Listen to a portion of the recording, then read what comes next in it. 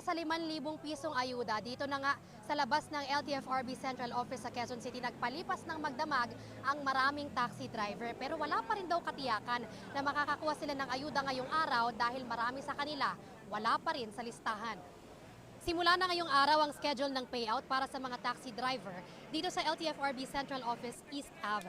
Magtatagal ito hanggang Sabado. Marami sa mga taxi driver galing pa sa malayo at dito na nagpalipas ng magdamag. Marami pa rin daw kasi sa kanila ang wala pa rin sa inilabas na listahan ng mga makatatanggap ng 5,000 pisong ayuda. Bit-bit nila ngayon ang mga dokumentong kailangan para sa verification at pag-claim ng ayuda. Pero sabi nga nila, tsambahan o swertehan lang ito. Ang hiling nila, lalo na yung mga ilang dekada ng namamasada, padaliin sana ang proseso sa pagkuha ng ayuda, lalo na't napupunta lang daw sa panggasolina ang arawan nilang kita sa pamamasada. Swertihan na lang kung meron.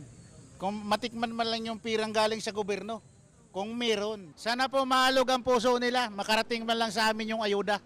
Ang 5,000 ibibigay nila, ay baka pag pinultank yung